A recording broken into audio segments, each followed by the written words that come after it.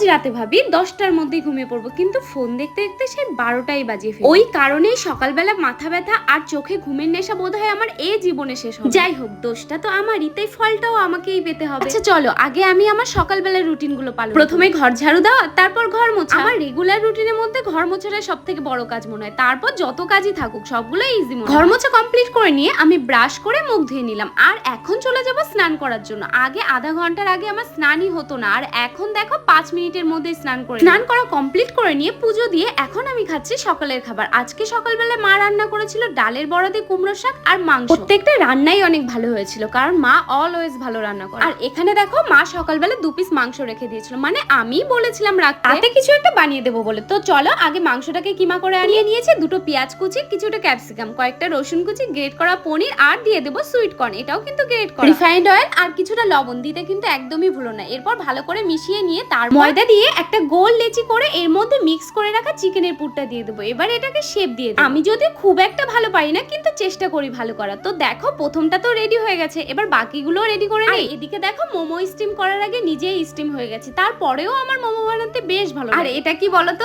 এটা কিন্তু বেঁচে থাকা ময়দাটা, যেটাকে মা বলেছে তুমি চুষি পিঠাই করে রাখো, আমি খেয়ে নেবো। তো এই দেখো এখানে কিন্তু সব মোমোগুলো রেডি হয়ে গেছে। এবার চলো এটাকে ভেঙে দেখা যাক যে ভেতরটা কেমন হয়েছে। তোমরা নিশ্চয়ই দেখে বুঝতেই পারছো ভেতরটা কতটা জুসি হয়েছে। প্রতিবারের মতো আমার এবারের মোমোটাও কিন্তু দেখতে দারুণ হয়েছে, আর ভেতরটাও ঠিক তেমনই জুসি হয়েছে। এবার খেয়ে বলি যে কেমন হয়েছে খেতে। খেতে কিন্তু অনেক সুন্দর হয়েছে, একটু অন্যরকম। আচ্ছা তোমরা হয়তো ভাবো আমি যেটাই বানাই সেটাই কি খেতে ভালো হয়? গো সত্যি বলছি অনেক ভালো হয়, কারণ আমি রান্নাটাকে অনেক মন দিয়ে করি, ভালোবেসে করি। তোমরাও মন থেকে করো, দেখবে আমার থেকে অনেক ভালো হবে।